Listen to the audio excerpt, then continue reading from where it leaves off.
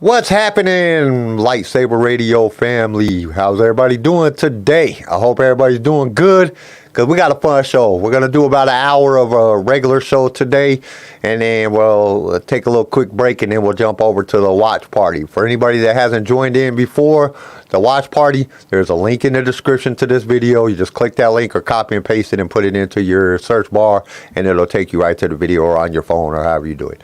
Take you right to the watch party, and you can come and you can watch episode 8 with us because it's going to be fun. Episode 8. It's a good movie. I watched it yesterday. I did. I watched it yesterday. It just got a lot of fucked up issues with it. Yeah, dude. It's a good storyline. It's just not Star Wars. Yeah. But so today we got a few things that we wanted to discuss. 'Cause we didn't want to just not have an episode this week and just go straight to the watch party. We wanted to do an episode. And the episode, we didn't really come up with the topics because there's several things that happened in the news that we wanted to discuss that we thought that was important.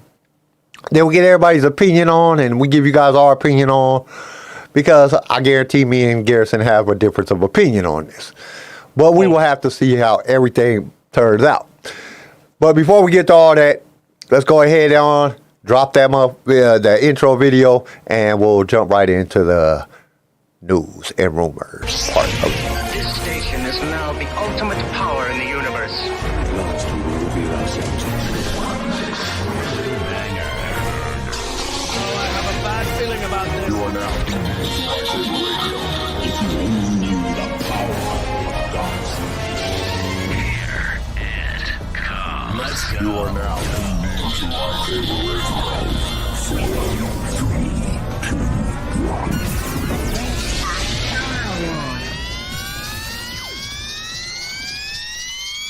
Hello there.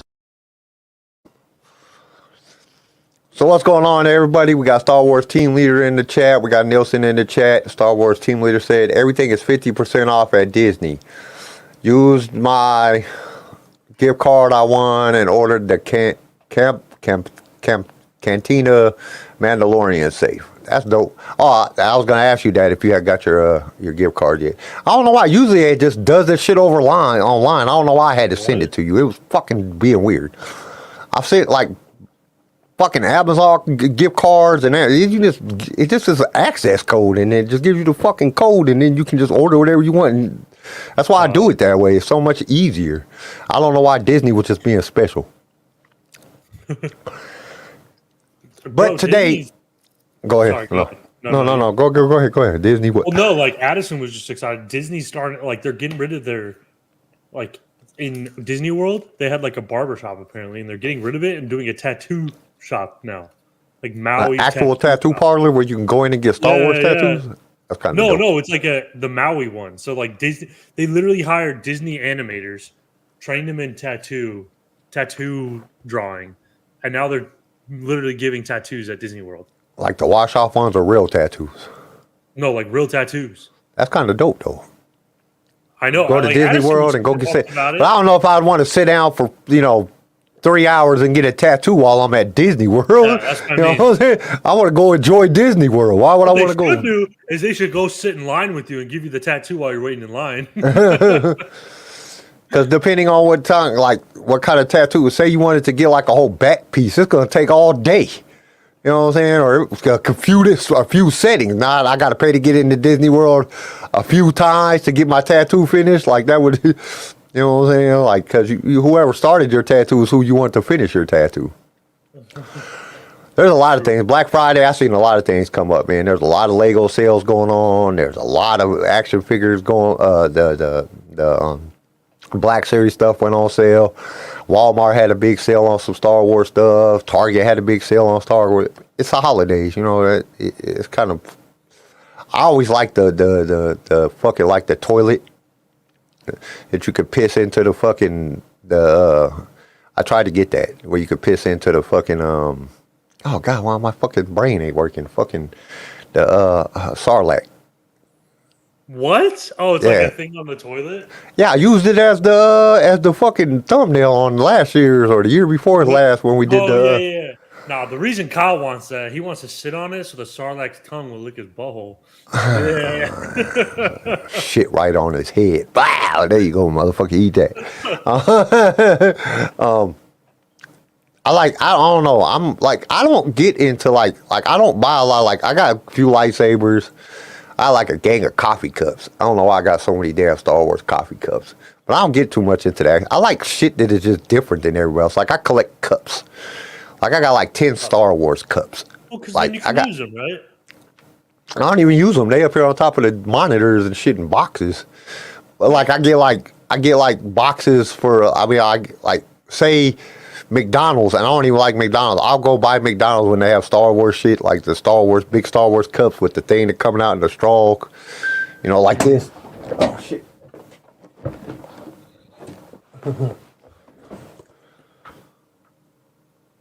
Oh yeah. See, I get shit. I don't know. I like shit like that. Like regular shit, like normal people. I don't ever get that shit. But like real weird and just, you know, shit that people don't normally collect is the shit I collect for some reason. Else wants. Yeah, that's the stuff I like. I like stuff like that, like stuffed animals. I got a shit ton of Star Wars stuffed animals. I don't know why. There you go. I can use them in videos for Instagram. I'll tell you one thing. I don't know what the fuck is wrong with me, but I'm sitting here munching on this popcorn, and I'm drinking coffee. And popcorn and coffee do not go together. It's fucking terrible. No. I don't know why I keep doing it. Oh, okay. So we got to jump to the elephant in the room, because everybody hit by now knows that Dave Filoni is the new CCO of Disney or Lucasfilms. So he's a new creative control officer.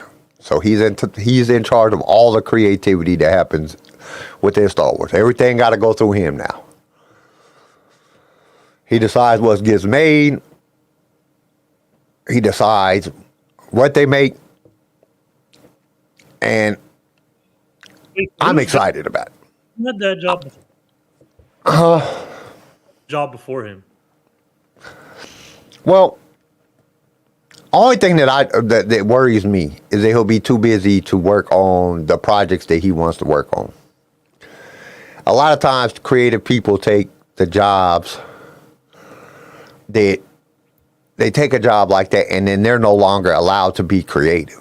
You know what I'm saying? It takes away, because they have to look at so much other shit going on. They got to look at, okay, this cartoon's coming out. I got to double check this movie's coming out. They're sending them prints every day. They're sending them scripts every day. You have to look at all that shit. And it just takes a lot of time. So he doesn't have the time to create his own shit.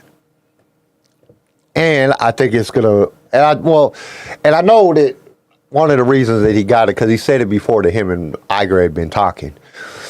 And I know why he got it.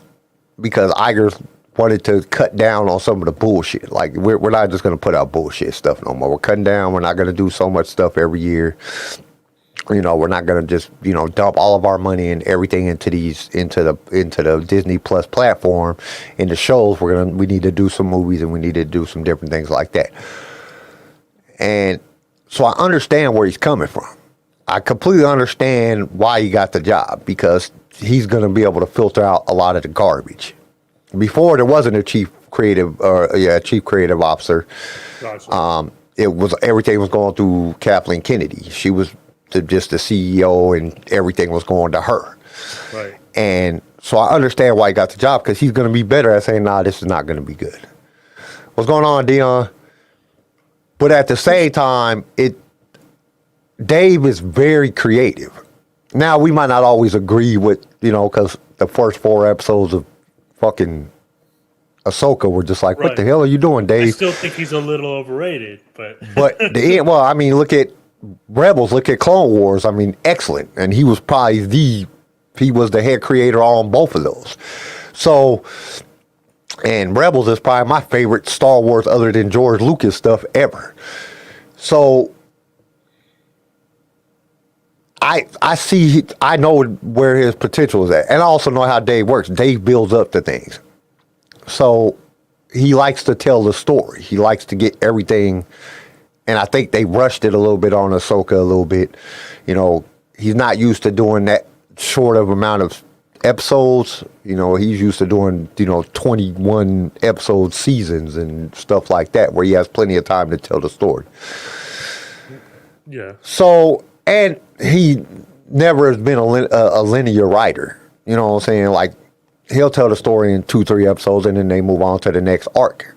And it's usually arc-based in the stories that he creates. This was, you know what I'm saying, longer. It was, you have to draw it out more. What's important. There's a lot of details that go in there. But I have a feeling that that's going to be able to go away from him, because now he's going to be like, get rid of this. This is garbage. We're not doing this. You know, we'll do this, but we're not doing this. And it's just going to take away from his time as being creative. And some of the best episodes that was written in The Mandalorian and in some of the other stuff was all written by him. So it makes me wonder, you know, where things is going to go. It scares me a little bit, because I know we're going to get less garbage, but then it takes away from it. It takes away from his creative potential. Yeah, and then I worry about the movie. Is he going to have time to get the movie done? And the movie is the movie is probably the biggest thing that Disney's going to have to do and have to produce, and they're going to have to do it well, because this is what's going to lead us into the rise of the First Order. This leads us right up to 7. Is the Mandalorian movie. So this can't be no fucking half-ass, mediocre-ass movie. It got to be a fucking good fucking movie. You got to tie all this shit together. This is the first Star Wars movie that we've seen since the sequel trilogy. And the sequel trilogy didn't have, I don't think it met the reaction that they wanted it to. So this is going to have to be, this is going to be a big thing for Disney. Well, not only that, and I don't know if it's going to be the first movie, because they keep changing it around. I done read different reviews and different reports that Daisy Ridley's movie's coming out first, and I read the Dawn of the New Jedi, or Dawn of the Jedi is coming out first, and then the Mandoverse is coming out first. What Disney officially released is that it won't come out until 2031. Is when it's going to come out. That was, at first it was 29. Now they're talking about a 2-year setback because of, you know what I'm saying, the strike. And like, you pushed it back 2 years for a 3-month or 4-month strike or 6-month strike, or however long the strike was. You pushed it back 2 years, because the latest thing that I read on Disney is that it's 2031. But that shit changed, because Daisy Ridley's movie was supposed to come out first. Then Dawn of the Jedi was supposed to come out second when they originally announced it. And then Dave Filoni shit. And then it went from Dawn of the Jedi was going to come out first, and Daisy Ridley.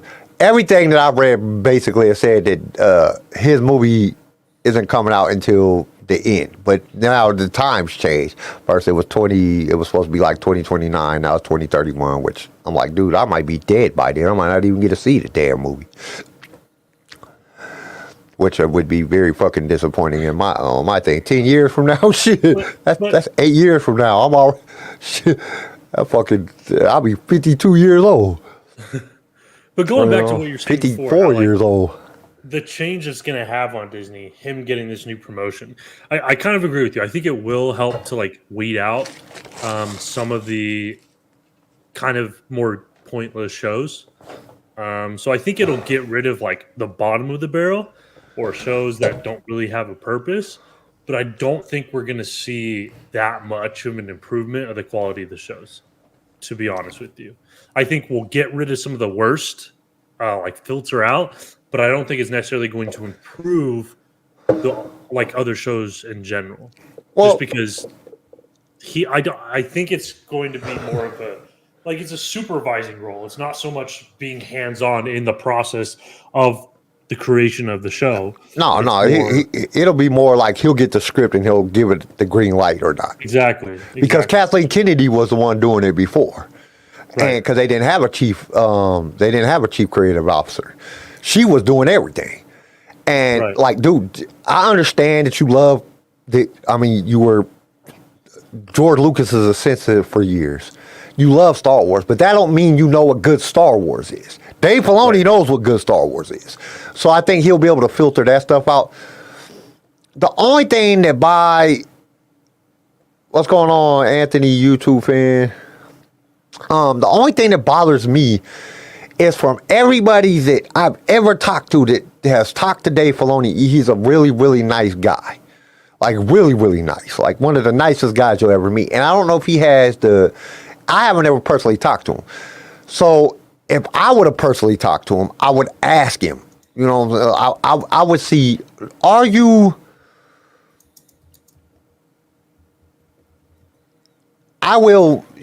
he be able to do that? You know what I'm saying? Will he be able to, you know what I'm saying, tell somebody no? You know what I'm saying? Like, no, we can't do your movie. Your movie sucks.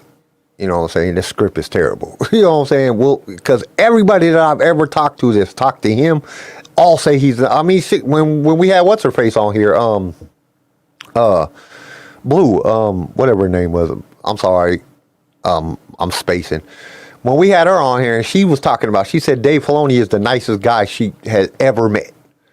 You know what I'm saying? When we had what's her face on there that worked on Rebels, she said Dave Filoni is the nicest guy you'll ever meet. And it's just, I don't know if he has that mentality to say no. You know what I'm saying? That's a big deal. Because if you're unable to say no, a lot of people can't be bosses. You know what I'm saying? It's one thing to be a director or a writer or, you know, creative person and be in control of a situation and say, no, guys, let's try this. But it's another thing to tell somebody, no, you can't do this script. We're not going to do this movie. Because that's like shattering somebody's dreams. They done worked months and months and months on writing this script out, and then they came in and they give it to you and you just say no. That's crushing people's dreams. And from everything I've heard, Dave Filoni is the nicest guy in the world. I don't know if he has the mentality to do that.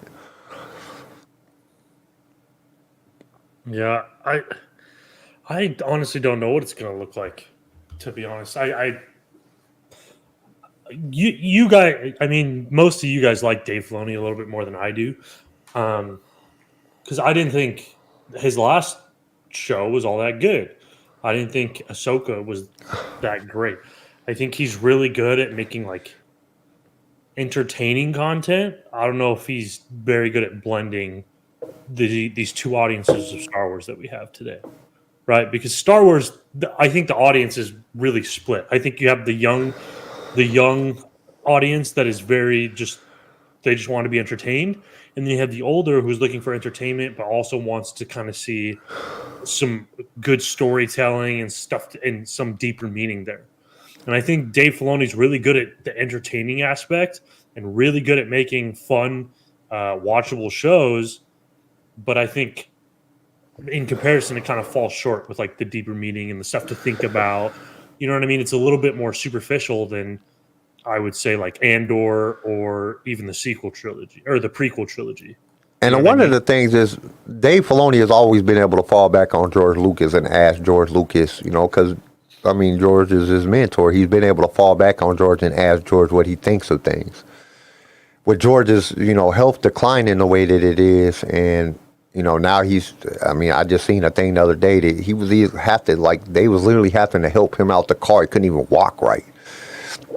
And it's just scary to think George is getting up there in age. If he's not able to, you know what I'm saying, to, you know, be able to be that thing. And the crazy thing is, like, and I agree with you to a certain extent on Ahsoka. I love Ahsoka because I know how Dave writes.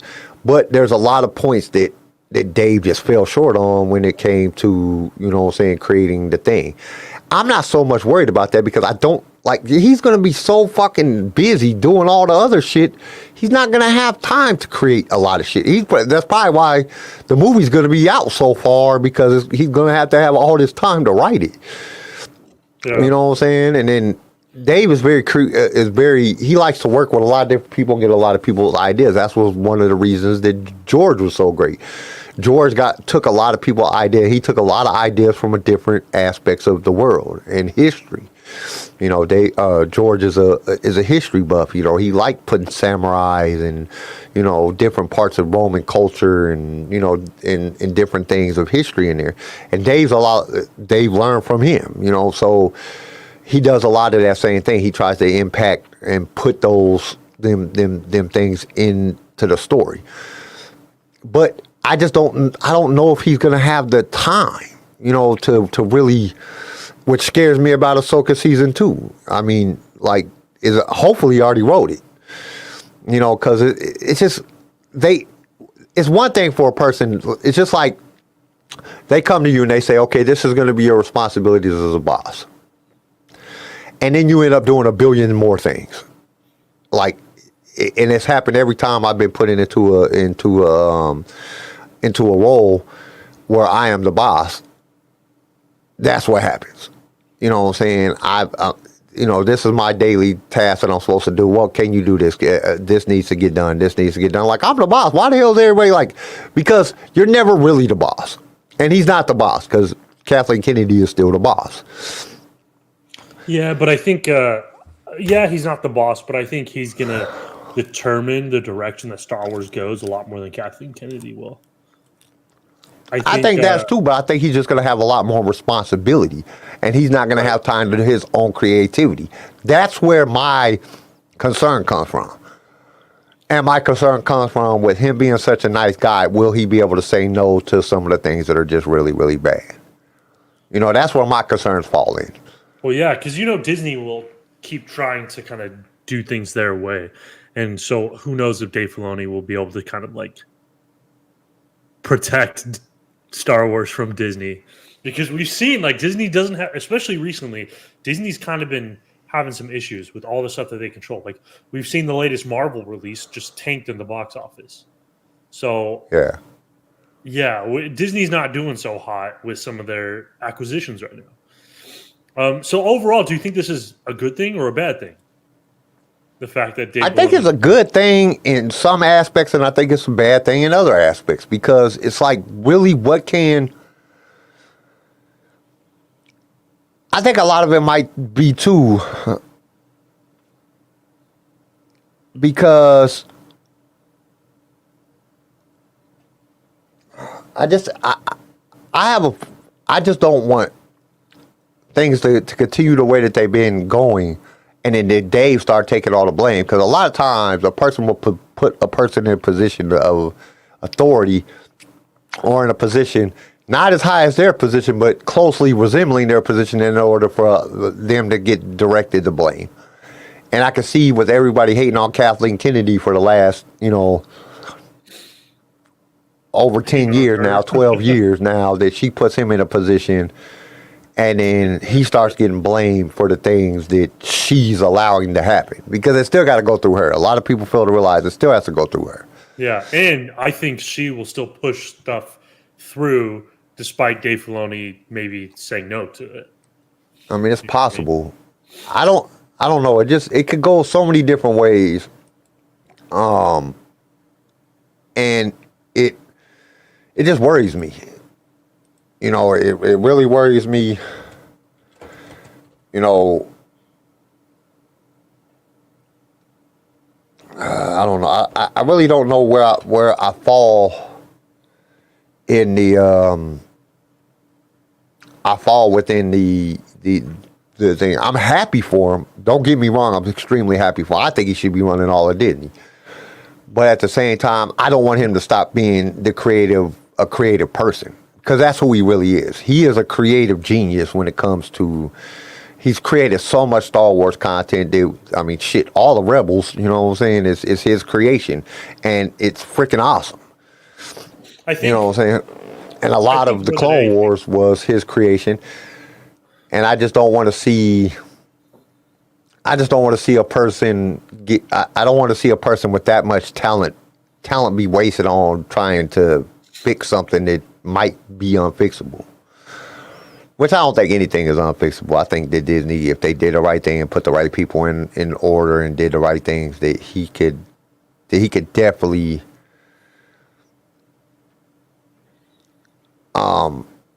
that he could definitely do some stuff. I'm just worried about his time limits, because it's going to take a lot. And being a chief anything, the CEO, CCO, CFO, any of that shit takes a lot of time.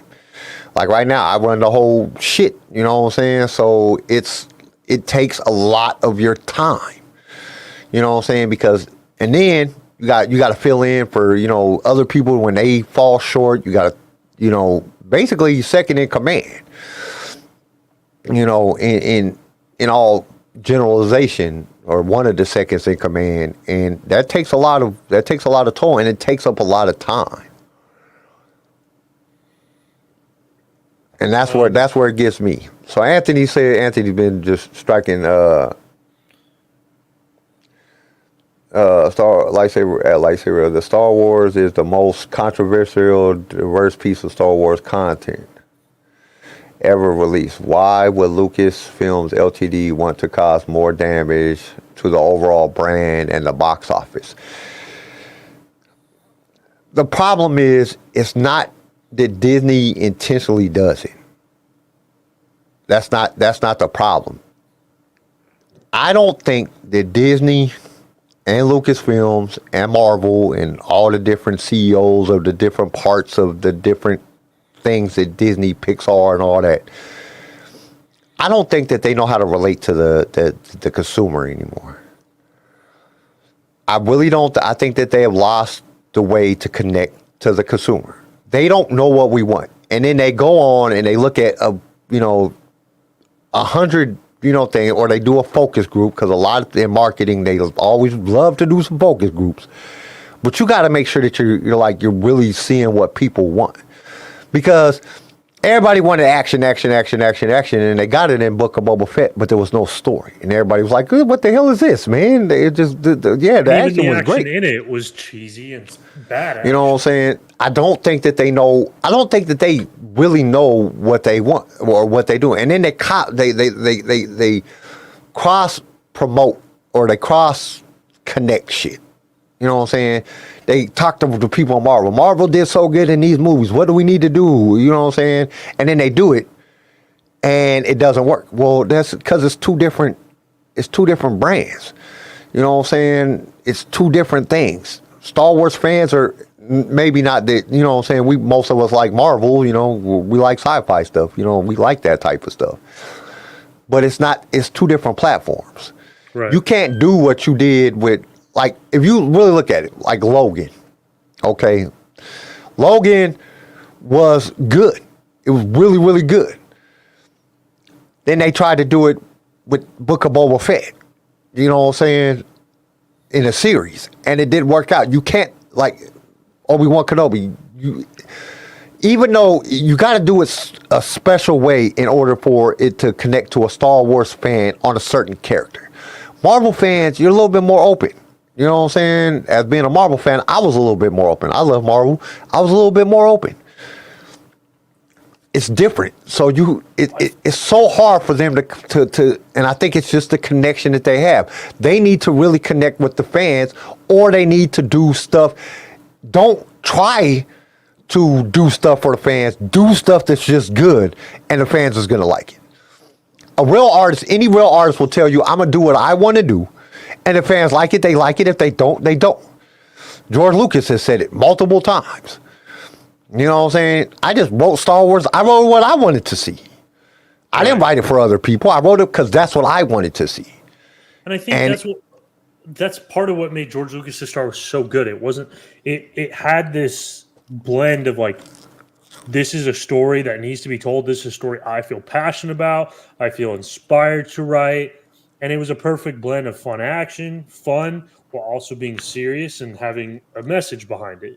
And lately in Star Wars, that's what we're missing. We're instead of, here's a story that we feel passionate about, that we want to be told, it's, hey, what can we get? What topic can bring people to the screen so that we can make money? You know what I mean? There's a very different motivation behind the story. Instead of a story that needs to be told, it's, here's a topic to get people to come buy our product. You know what I mean? And so I think that's where the biggest difference is, because there is no inspiration and motivation for the story. It's rather the product. Instead of viewing Star Wars as this art that can convey this message that we feel, it's here's a product that we can push. So I think that's one of the biggest differences between Star Wars that caused so many fans to like Star Wars and what Disney's been doing with Star Wars.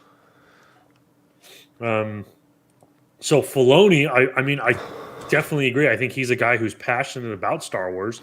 I just don't know if he's going to be able to balance that passion with also the money-making drive. And because, like I said, Dave Filoni, he's very good at making the fun parts of Star Wars. I think he falls a little bit short on the message and the I guess, yeah, the deeper story of it. Because he was really good with Clone Wars and with Rebels, but those are kid shows. So we don't know if he can get kind of deeper messages and meanings in there like George did. Well, I mean, they had there was a lot of messages and. Yeah, but you have to admit, like Clone Wars and Rebels are a little bit more superficial, a little bit more easy to understand, a little bit simpler. They're not as complex. Well, and you see, that's, kind of the way he did it. And the only thing I think he failed within Ahsoka is it was so drawn out. And then, like, some of the topics that we really, like, okay, how did Sabine become Ahsoka's apprentice? Like, them is some of the stories that we needed to know to understand what was going on. Right. You just did, like, this massive jump, and then we didn't know what was going on. So it just distracted you from the... It was a live action written like a cartoon. You know what I mean? I mean, it was. I liked it, but it was just, like, the first 4 episodes was just... They were pretty rough. Yeah, well, it's fine that people like cartoons. Like, cartoons are a great way to watch it. But there is a difference between how live actions tell their stories and how cartoons tell their stories. And yeah, because you can get away with a lot more in a cartoon than you can. I mean, no single Jedi is taking on 5,000 stormtroopers and surviving. That's just impossible. You know what I'm saying? Or clone Dave troopers. Filoni is very good at cartoons. Droids. He's very good at surviving. You can do that in a cartoon, but you can't do that in a live action. It's just not going to happen. Ain't nobody that dope. And so I think he's great when it came to animation, but you can't treat it the same way in live action, I don't think. And I think that's why some of Ahsoka kind of fell short, because I think a lot of audiences take live action a little bit more seriously and a little bit more critically. Well, I think it's easier to forgive stuff. And then also see, because I kind of answered this before. So George Lucas, and I don't know if everybody knows this, but he's been dealing with diabetes for a long time. And it's really taking a toll on him. So his ability to be able to come in and, a lot of times before, even like during the writings of Rebels and with The Mandalorian, he gave some input. A lot of people don't think that he's been active within Disney Plus, but he has. Dave Filoni, in one of the interviews I watched with Dave Filoni, he said he talked to George at least once a week. And now with his health being the way that it is, and him not being able to do what he could do, I don't know if Dave's going to get that, I can call dad type of thing and ask, hey, what should I do in this point? And as his health decreases, he is getting old, that we're gonna lose the creator, and it's gonna be stuck on Dave Filoni and Jon Favreau and some of these other creators. It's gonna be stuck on them to make Disney Star Wars great. And right now, as what we've seen, it's about 50-50 on what they've done. We've had some great shows, and then we've had some very mediocre shows that's just been not that good. And it's really about 50-50. And Ahsoka showed us that within the first 4 episodes being, really, really not that good. And then the last 4 episodes being good. So it kind of leaves you in a prospect of where can they go.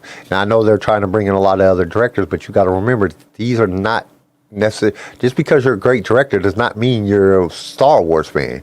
I mean, like, from all the shit that Takeiti fucking whatever his fucking name is has been saying in fucking the news, I wouldn't let him make a Star Wars movie if fucking he paid me to do it.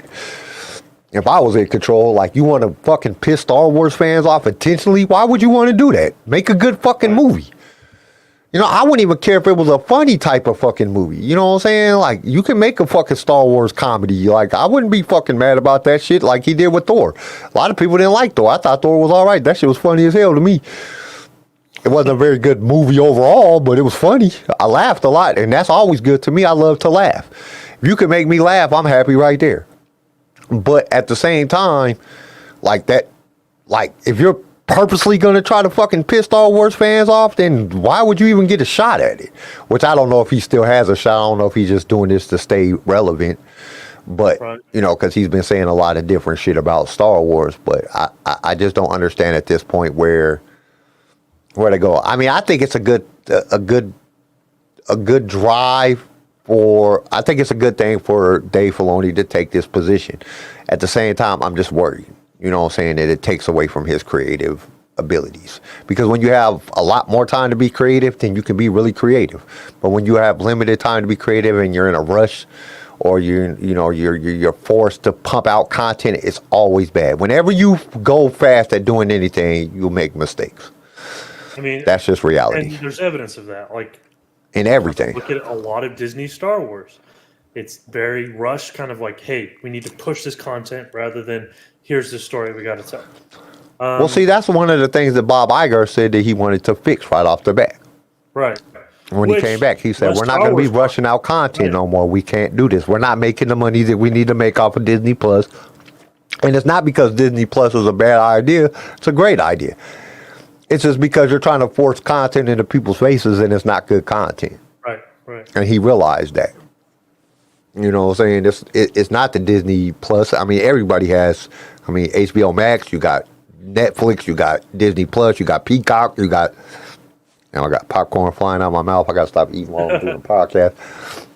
But you got all these different, everybody got some platform now. And the stuff that is rushed, you can see it. And it's not good content. Every time it's bad content. They miss out on something because you don't have. And not only that, why not make one of the things that made the Bad Batch so good is that it was 16 episodes. You know what I'm saying? Like, the season was long, so you could draw it out. Yeah, they had enough time to throw filler episodes, even though we complain about the filler episodes, but they were still good episodes. They just didn't really go to the story that well. You can have good filler episodes, yeah. Yeah, you can have great filler episodes. Look at the first season of Mando, or in the second season. Like, he still had quote unquote filler episodes. But they also were still entertaining. Yeah, and they still had character development. You kind of learned who the character was after the filler episodes. Those filler episodes. But when you do 6, 8 fucking episodes, that's like Andor. Andor, perfect example. Look how good Andor was. And Andor was what, 12 episodes? Right. You can do more when you extend it out. I think it was 12. I don't remember if I'm honest. Yeah, it was 12. It's 12 because 24 total episodes in the Andor season 1 and season 2 that leads all the way up. Maybe it was 28. Was it 14? No, it was 12. It was 12. I know what I'm talking about. It was 12. Yeah, I know what I'm talking about. Sometimes. But yeah, that's one of the things that you really have to sit back and you have to think about. And that's my biggest concern. Dave is so creative. He's created so many wonderful things. And that has to do with Star Wars. He's the closest person we have to George Lucas, is still within the industry, that has worked with George more than anybody else, that kind of has George's mindset, knows how to make good content, but you take away the creativity. And we don't know how long this has been, the CCO position has been above his head.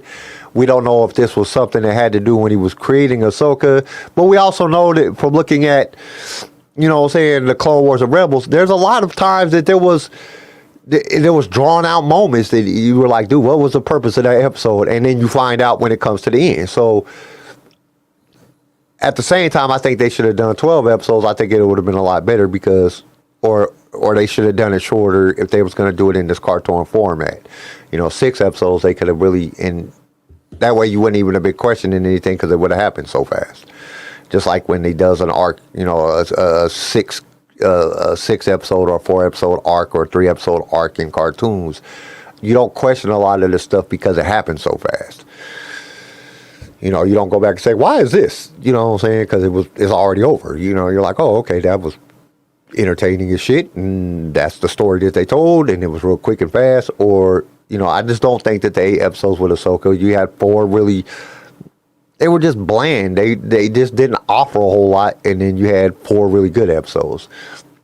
And so it's kind of at that point, which, it's still, the good outweighed the bad in Ahsoka, but at the same time, it's just, my biggest worry, and, I can keep on saying this, my biggest worry is that he won't have the time to be, you know what I'm saying? I think it's good for the company, but I just don't think he'll have the time to be as creative as Dave could be.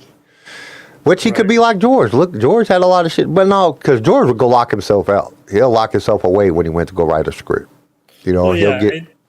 George is an example of he didn't let stuff interfere with his creativity, right? And you saw that's why he brought other people in. That's why he had a hard problem with some of the directors, and that's why it was so stressful to him, is because he kind of put his creativity first. Yeah. Can cause problems in other aspects. But hey, we got good content from him. Yeah. All right. So I think it's about that time. That was the biggest topic we wanted to talk about. Yeah. But we're gonna go into go ahead. There was kind of another because in the news he kind of when this was announced, they kind of asked him questions about season 2 of Ahsoka and Ray Stevenson with the Balin character, which I thought was interesting, and I want to read that real quick. Because he was asked about it, and he said, obviously there's a story there, but we're in a wait and see pattern at this point. So it's cool that he's at least acknowledging that there is a story there, we all talked about. You know what I mean? It's not just someone that can be rewritten and kind of thrown away. There's obviously a story there, and he was pleased that a lot of people kind of saw that. I also thought it was interesting that he talked about how he had many debates with Ray Stevenson, and he'd say, Ray, you're the villain here. And he'd be like, I don't think so. And I'd be like, I know you don't think so, but you are. I love that you're playing it like you're not, which is exactly the way Balin thinks.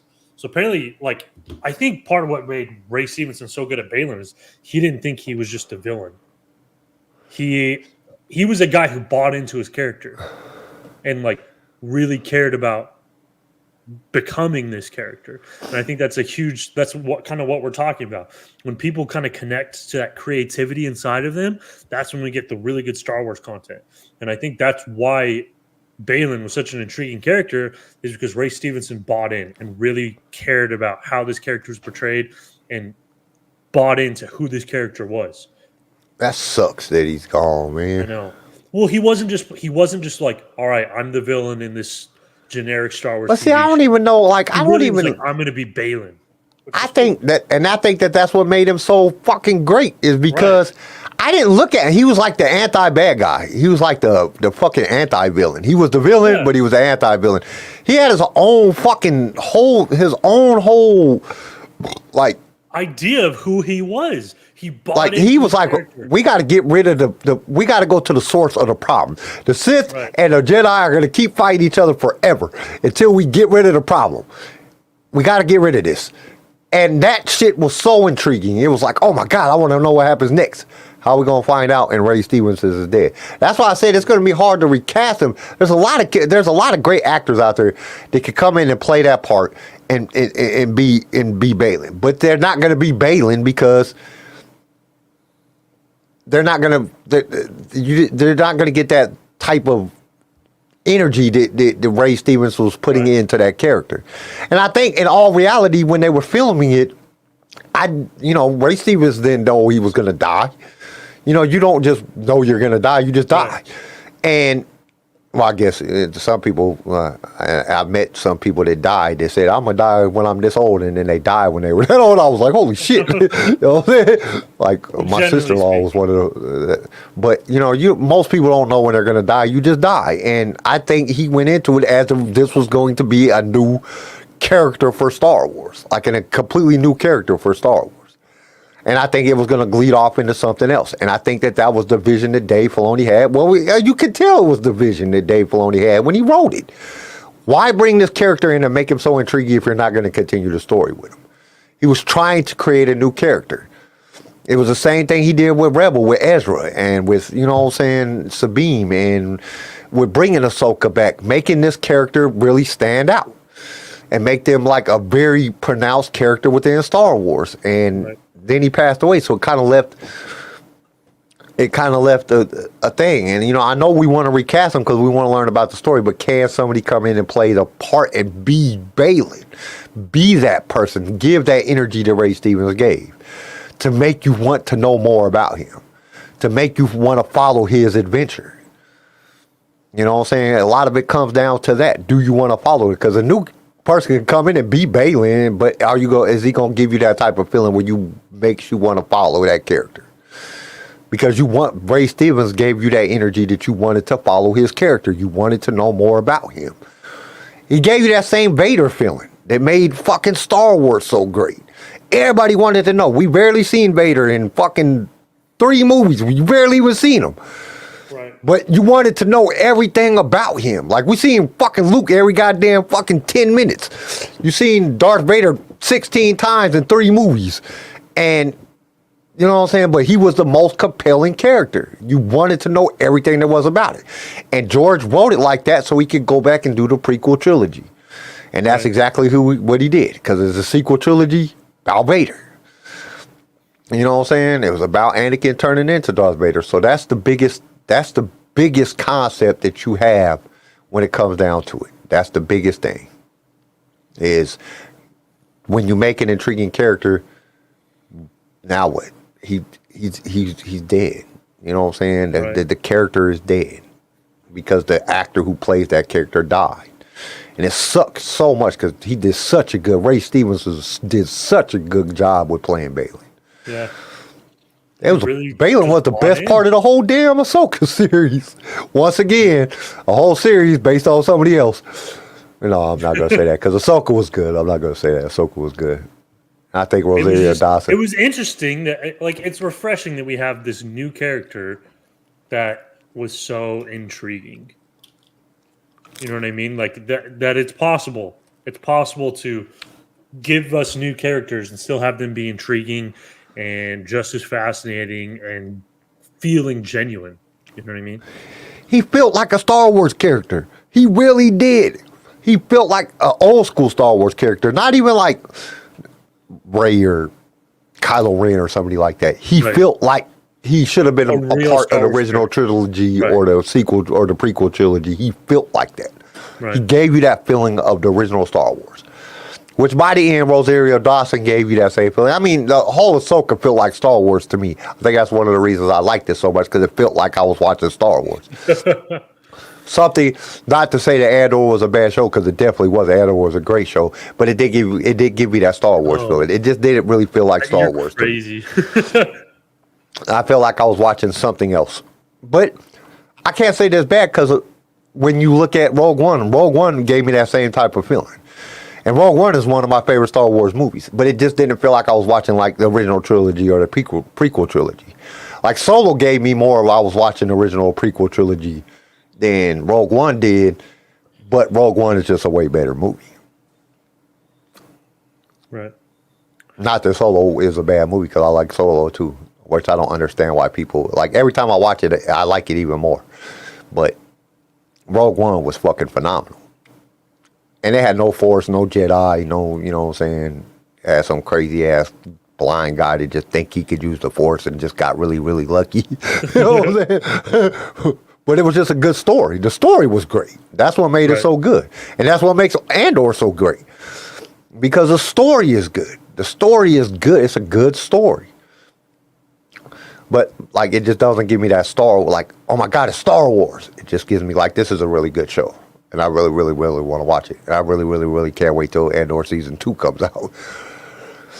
Like, but that was even Ahsoka. Ahsoka, like, it wasn't like Book of Boba Fett. I wasn't excited to watch the next episode of Book of Boba Fett or the Kenobi series. I wasn't excited about watching it. I'm like, okay, I got to watch this next episode. You know what I'm saying? Because we're going to talk about it. It wasn't that I was excited. At least Ahsoka made me excited to see the next episode because I wanted to see what happened. They at least gave you enough that you wanted to see what was going to happen in the next episode.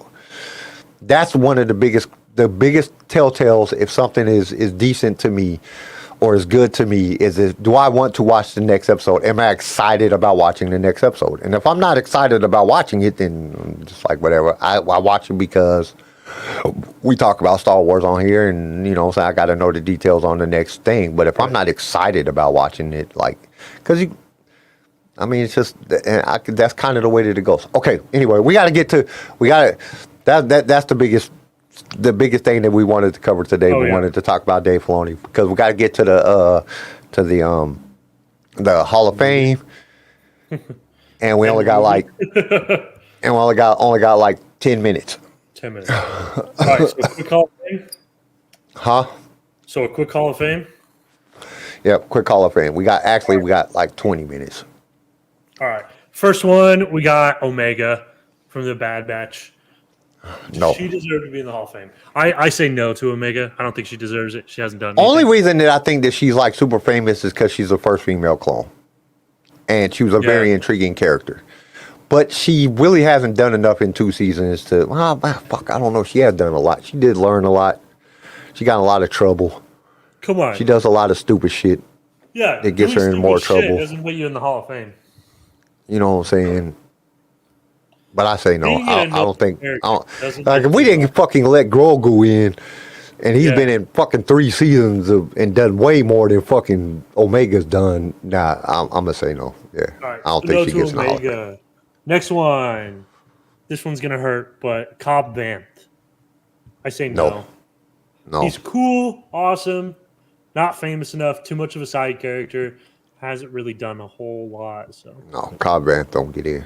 Like, right, shit, if you walk down the street and to ask it, like, unless you're a super Star Wars fan, you walk down the street and just talk to some normal people. Like, if you walked up on a guy wearing a Star Wars shirt and say, hey, man, you know who Cobb Vanth is? He'll be like, what, who? Shit, even if they know who the character is, you'd have to explain it to them. Yeah, it took me a while to even remember the dude's name. So, all right, next one. We got Moff Gideon. This one might be tricky. I still think no. I think he's too much of a vague character because you don't really know him outside of Mando.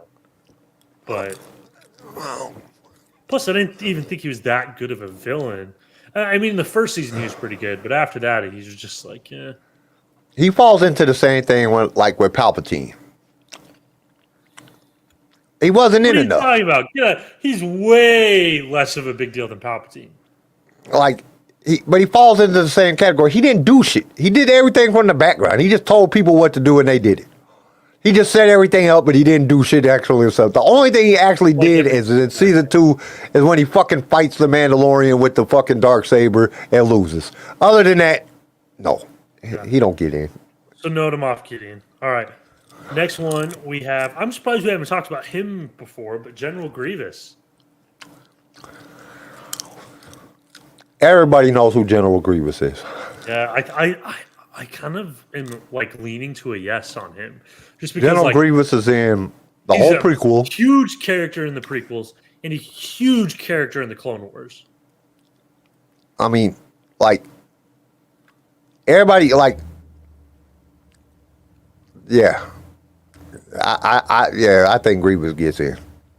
I agree. I think Grievous deserves it. Not only is he like pretty famous enough for prequel fans, but he's also like he's done a lot. He's had a lot. He was the leader of the fucking droid army. So yeah. All right. So Grievous General Grievous is yes, and then our last one for today, which is another surprise. I can't believe we haven't talked about him before, but Jabba the Hutt. Yes. I have to say yes to Jabba the Hutt. Even though he was only in like 1 movie and he was only in a few episodes of the Clone Wars. And I think he was in a couple episodes of Rebels, if I remember correctly. What is he famous for? Being fat? Being a fat green slug. He's a big fat guy. A lot of people know of him because they were scared of him when they seen him, including myself. I cried like a little punk when I was younger. But Jabba's that whole part from in the whole beginning of Return of the Jedi, I think that's one of the best parts of Return of the Jedi because of Jabba. He doesn't really do shit. But he just has that. He's kind of like, I don't even know. He's kind of like Heavy D. Heavy D? Yeah, he's kind of like Heavy D. You make the Hall of Fame, but you never really had no really great songs. Heavy D didn't really have any great songs ever. He never was like top 100 rappers or anything like that, you know what I'm saying? But he had a presence. Everybody knew who he was. Everybody knows he's one of the beginning of rap music in general. Everybody knows who Heavy D is, but he never really was like did a lot, but he still made it to the Rap Hall of Fame. Like when they told me that he was in the Rap Hall of Fame, I said, Heavy D's in the Rap Hall of Fame? But he was one of the originators of rap music. Without Heavy D, rap wouldn't be where it's at today. And that's how Jabba was. Jabba was like, Star Wars would not be where it's at today without. You have to have Jabba as a character. If Jabba was not inside, his presence was not inside Star Wars wouldn't have been the same story. That's fair. All right, we'll say yes to Jabba. I think that's a fair point. And it looks like most of the chat says yes. I think only one person said no to Jabba. So today we have no to Omega, no to Cobb Vanth, no to Moff Gideon, and then yeses for General Grievous and Jabba the Hutt. Congratulations to our 2 new inductees. Now, I'm going to tell you when it's going to get hard. Once we get all the way through all the characters and we do the top Star Wars Hall of Fame person. Yeah. Who is the sum cum laude of the fucking Hall of Fame? I mean, that's going to be hard. Finding the top is going to be easy, but like once we start pitting the characters against each other, like in a bracket of some type, that's going to be impossible. Yeah. You know what I mean? We'll get it done. It's going to be hard as shit, though. It's going to be a long-ass episode. Yeah, for sure. And you also said Luke. I don't know. Luke? I don't know, dude. I don't think Luke will get it. If anybody, like if I was to guess right now, like right this minute, if we could just pick who the number 1 Hall of Fame Star Wars character is, it's Anakin Darth Vader. Yeah. He is the most famous person and he did the most. 6 movies was based on him. That's my guess right now. All of Clone Wars was basically based on him. That's what my guess would be. But we have to come up. We have to wait to see. Because there's a lot of people that did a lot of shit. Obi-Wan could be up there. You know, Obi-Wan was shit. Clone Wars, all the prequels. Only thing, first, number 4, the Ghost. Ghost all the way up, you know, until the end of, he was in everything, you know. So Obi-Wan could be up there. I think the only thing that knocked Obi-Wan down is that stupid ass TV show they put out. Dude, with the bouncing ass camera that was about Reva, not about Obi-Wan. Yeah, but I don't know. I still think he could get up there because there's some things about Anakin, especially the Clone Wars, that just irritates the shit out of me. Yeah, that's true. made Anakin just annoying as shit. And he whines so much. But I don't care. Nobody whines more than Kylo Ren. That whining motherfucker. Him and Ray. And we're about to watch them right here in a minute. There you go. Bro, I'm excited to watch it. Actually. Just because, like... I watched it yesterday. I watched it yesterday Bro, just because I don't know had how to you can watch that movie twice in a row, though. That's wild. I watched it yesterday. Well, I put it on and I didn't intentionally mean to watch it. I had to because the files that I have to use on here to do the watch party isn't the file that I had on the computer, so I had to convert it. And instead of just doing fast convert, I just turned it on and watched the movie while it was converting. And I just watched it, and I was like, it's not really that. The movie is not that bad. It's just the fucking Luke Skywalker shit. I think that's what pissed everybody off. The movie itself is not really that bad. It's a good story. It's just not part of Star Wars. It's like a Star Wars mini-verse somewhere else. The omniverse of Star Wars. It's like this shouldn't have been a part of Star Wars. Yeah. So are we gonna get to that now, or how are we doing that? So it's 12:30 now. The other one's set up to come on at 12:45. Gotcha. So we could click. We could talk for a little bit more, or we could click off, and then everybody go to the bathroom and get popcorn. I already got popcorn. Get some pop. Get some candy. Get whatever you want to watch. Get everything prepared. Just a quick reminder again: if you want to watch the thing in the show notes, you can either click the link. If that doesn't work, just copy the link. Put it into your browser, and it'll take you out over to the watch party. The watch party 12 starts at 12:45. We all watch the Star Wars Episode 8. It is free. So I had some people on Instagram ask me if it was free. And I'm like, it's free. Yeah, it's free. We ain't gonna charge you for that shit. How are we gonna charge you for something that's been out for 10 years? You know what I'm saying? You know what I'm saying? Yeah, I'm not gonna charge you. Well, shit. If we could watch it on YouTube, we'd be watching it right here on YouTube, but they'll kick us off. True. They'll kick us off with everything. On YouTube if we could. I wonder if we could watch it on Rumble. On what? Rumble. A lot of people are going to Rumble. I never tried it. I went over there and looked at some shit.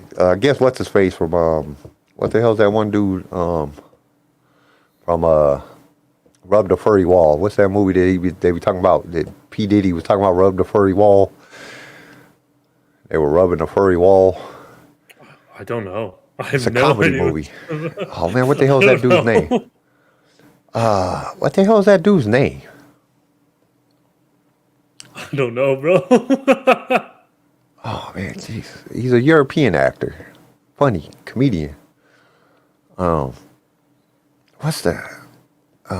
He was in the Tom Cruise movie where Tom Cruise plays a Rock and Roll Hall of Fame.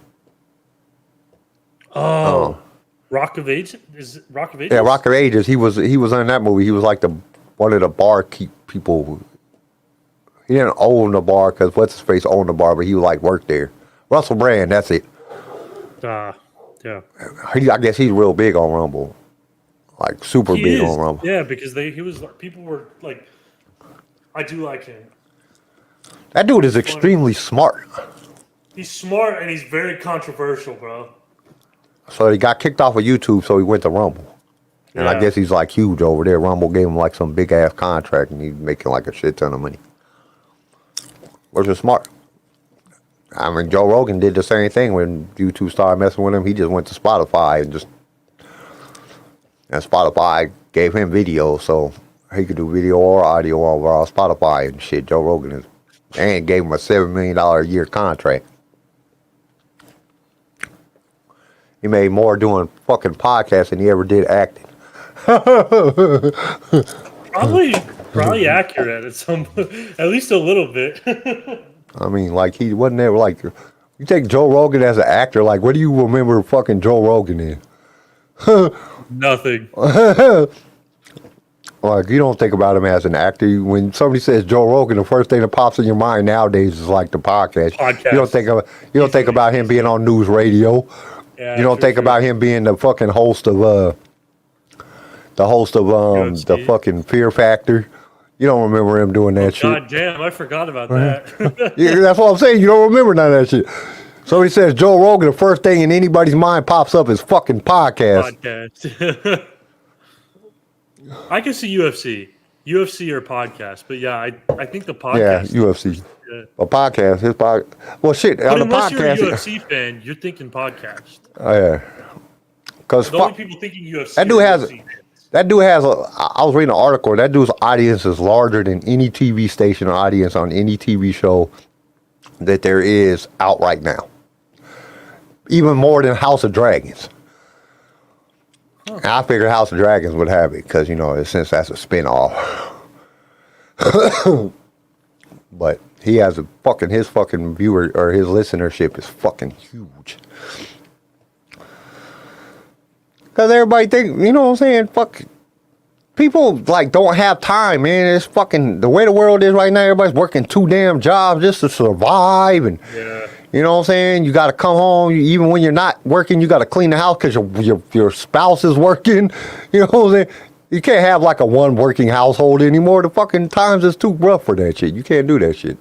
Well, it's gone to shit, bro. It's fucking bad. The world is, and it's just getting worse. At least they got a semi ceasefire over in it's a in the Middle East. So yeah, hopefully things will calm down over there.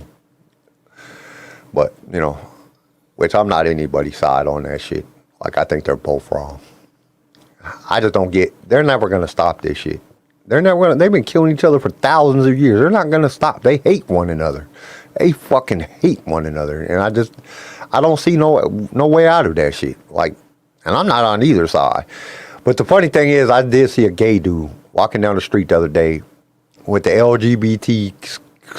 He had a shirt on that said the LGTB or the alphabet people. I can't remember all the acronyms for that shit. Supports Hamas. And I'm just sitting there thinking they will kill you over there for that shit. You can't be gay or fucking transgender, or they will kill you in that side of the world for that shit. You can't be you don't understand how they don't like you. Why would you want to support them? They don't like you at all. They will kill you. That's against their religion. You can't be gay or any of those things. It's crazy. I think people just jump on board on the side. They just feel is most correct. Oh man, Israel's been putting the Palestinians down forever, so Hamas is right. That don't make them right. Or is Hamas, had the right to do this? That don't make it right. I don't think either side is right. I think they're both wrong. I think regardless, it was going to happen sooner or later. It just happened now. And as soon as they get it all calmed down, they rebuild the whole damn city, and then they're going to blow it up again. This whole war is just it's a mess, and I don't think it's never going to stop. These people, the Palestinians and the Jews, the Palestinians and the Israelites, or the Israel and Palestine have been fighting for 1,000 years. I don't even know how long. Since biblical times. Since before that. Who knows how long? Nobody even knows actually how long they've been fighting. It's never going to stop. They hate one another. The only way it'll stop is one side wipes the other side off the freaking planet. And then that's wrong because you just genocided the entire people. Oh, yeah.